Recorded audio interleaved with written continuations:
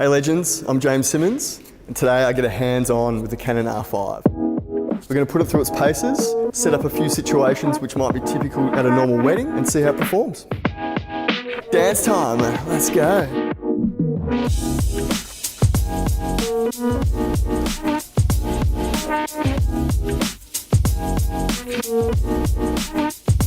What I'm doing here is testing the continuous eye focus tracking on moving subjects, right? So we've got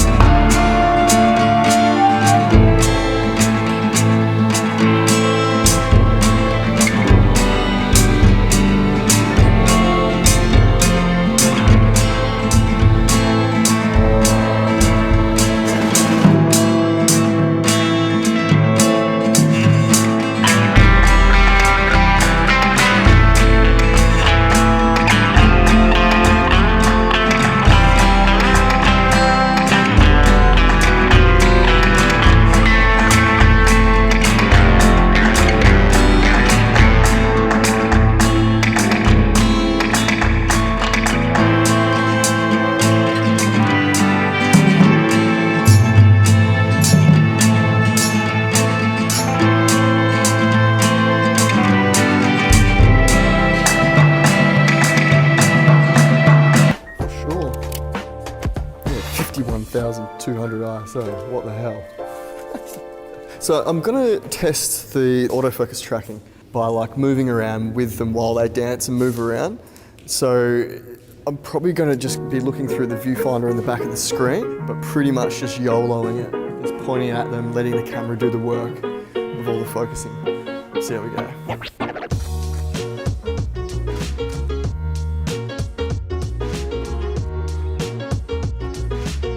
So just being able to move around, that really tracked super well. It was locking onto Lisa's eye when it could, and then changing to their faces when they were a bit further away, and now I'm puffed.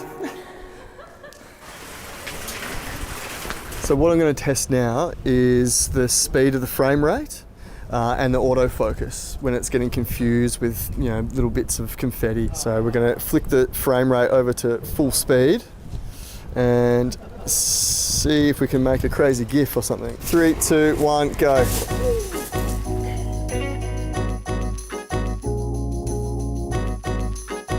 I just took about 100 frames consecutively with no lag. The thing's a beast. All right, ready? 1, 2, 3, go. Bit of swaying action, you know, just try and push him over a little bit. Faster, faster, faster, faster, faster. Shooting it wide open this lens, which is 2.8. And yeah, there's not one frame in that sequence that's out of focus. That's insane. So we're just going to test the autofocus and the frame rate again here, just with a bit of a fun shot. Something that happens at a lot of weddings, you know, a little champagne celebration. 3200 f4, 400th of a second. Ooh. So we're also testing the weather sealing. Is that the cork? That's the cork. So that whole sequence, the guys are pin sharp. It's fantastic. Look at him. Just tuck into Lisa's ear, just into that little spot again. So I'm just using my single point focus here. And just want to get real close now. I can move this screen now. I can finally do these overhead shots and be like, yep, no worries, I've got this. How good's the screen not being able to do this? Love it. After putting this thing through its paces in a few situations that are similar to setups you might get at a wedding, I can say that this thing is awesome. It was nailing focus on moving subjects in low light with an incredible frame rate. So it's just going to be an all-round great camera to use at a wedding. I'll take 2.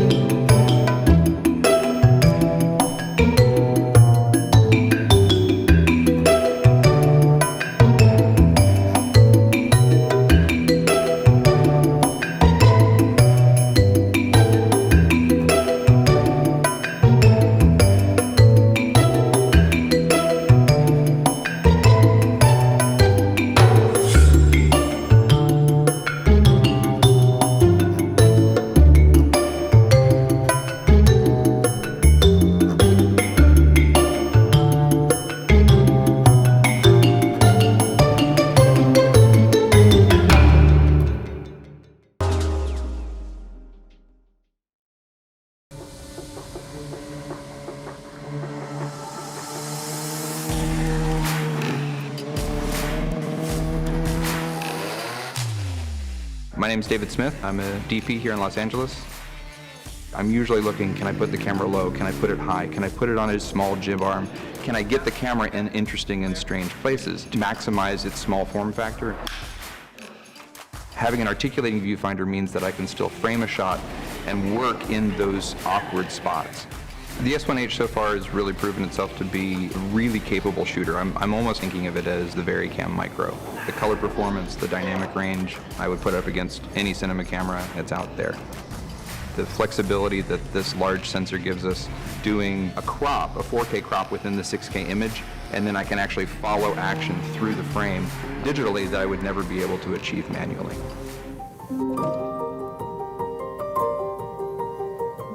My name's Carissa Dorson. I'm a cinematographer based in Los Angeles. The S1H looks really beautiful, especially with the 6K full frame. The fact that this camera is so small actually has been great because we're doing gimbal work, and the gimbal that we have is pretty heavy on its own. I've filmed with the VariCam, and I also own an EVA-1, and from what I can tell, I can't tell the difference. The S1H is great to add to the mix if you're matching with those cameras. My name is Jacob Schwartz. I'm a filmmaker based in Pleasant Grove, Utah. For me, I've always loved full-frame imagery, and now I have the ability to do that in a video format that also shoots 4K, 422 10-bit. It's just a game changer for me. We wanted to find places like here where we have a lot of very fine details that we can capture and see how the camera can handle and put up with it. Having a camera that has dual native ISO built in, 640 ISO native and 4000 native, it allows us to, in any circumstance, wherever we're shooting, capture the images we want. It's been an incredible tool for us. I'm Nick Davis. I'm a New York City DP. I love the color science of this camera. You actually have 14.5 stops in 10-bit 422, which is very correctable. It's very gradable. Whatever the engineers did is awesome. It doesn't look like a DSLR. I want it to be super lightweight, so 50% of the shoot we used handheld in-body stabilization. I would never take a 30-pound camera 100 feet up in an oil tanker. One of the features I really like about the S1H, the weather sealing. We shot in the rain. It was literally pouring. It's not special effects. That's all real lightning, real rain. The camera helped me reach places that I couldn't reach before.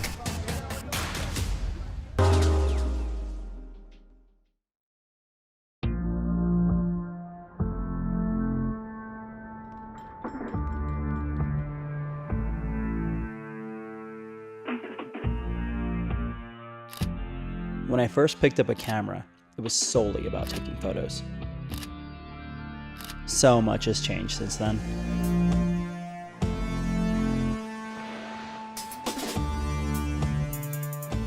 Yet somehow, not much has. I'm still heavily drawn to the road. In hot pursuit of the next adventure with my close friends. It's that loose whatever the day brings type of an agenda, the kind I can't get enough of. All that action is polarized by solitary moments, chasing wildlife, documenting the subtleties and beauties of nature. You got the shot now.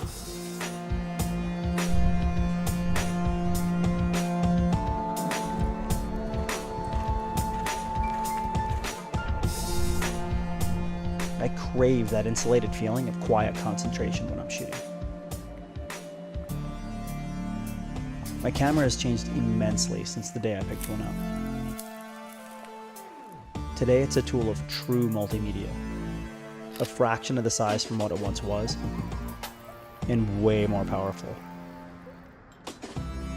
My workflow has me constantly bouncing between photo and video, tormenting myself with the question, do I snap a photo or film this? I should actually take a picture of that too. Oh, that's sweet. It's a welcoming dilemma, and the truth is, it's helped me to evolve creatively. Weight matters, speed matters, and durability is mandatory when you're working in harsh and uncomfortable conditions. Oh yeah, this looks really great.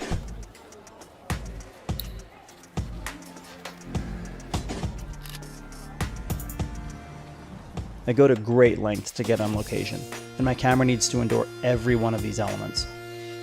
That's where the Z6 steps in. The last thing I can afford to do is miss a moment. I have a soft spot for nostalgia.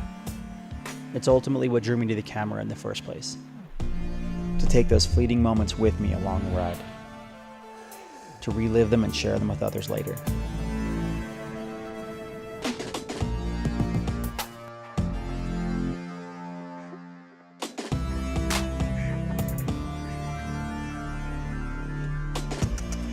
It's my greatest driving force.